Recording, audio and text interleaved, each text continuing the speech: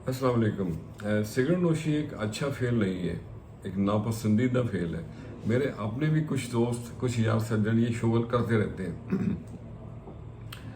बावजूद मना करने के कश पे कश लगाते हैं। हालांकि आजकल सिगरेट की डब्बी के पीछे एक बड़ा ही खौफनाक छवि बनी होती है, तस्वीर बनी होती है, और नीचे लिखा होता है कि सिगरेट नोशी से कैंसर होने का खदशा है। लेकिन हम बहादुर कौम हैं, हम पे इसका कुछ असर नहीं होता। But in my opinion it's a waste of time, it's a waste of energy and it's a waste of your own money. पर यारो साड़ी साड़ी कौन सुनता है?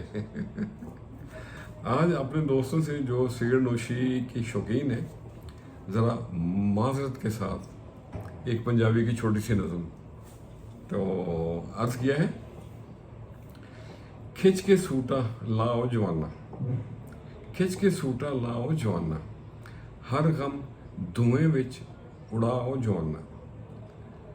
अखियां बंद ते लम्मा कश, अखियां बंद ते लम्मा कश, मन दी मुराद पाओ जवाना। भुल जावेगा मोटर कारा, भुल जावेगा मोटर कारा, तू अपना जहाज उड़ाओ जवाना।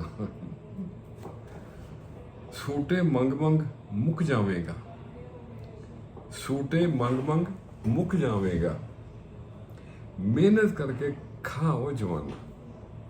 आ बह जा कोल यारां दे तू, आ बह जा कोल यारां दे तू, एक महकी महफिल जमाओ जवाना।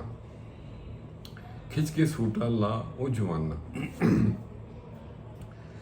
छड़ दे चरस गांजे दा सूटा, छड़ दे चरस गांजे दा सूटा, कदी इश्क दा सूटा लाओ जवाना।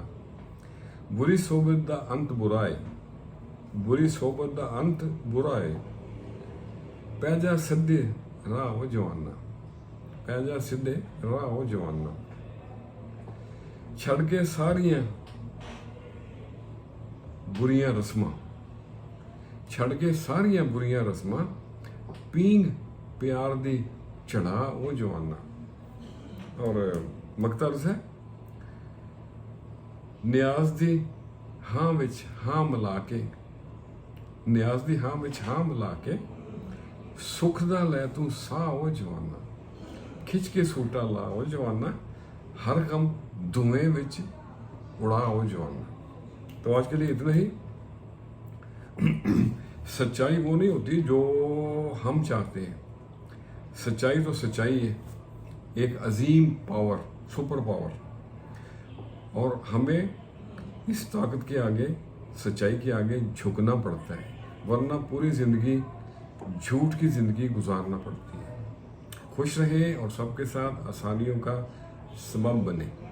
अस्सलाम वालेकुम।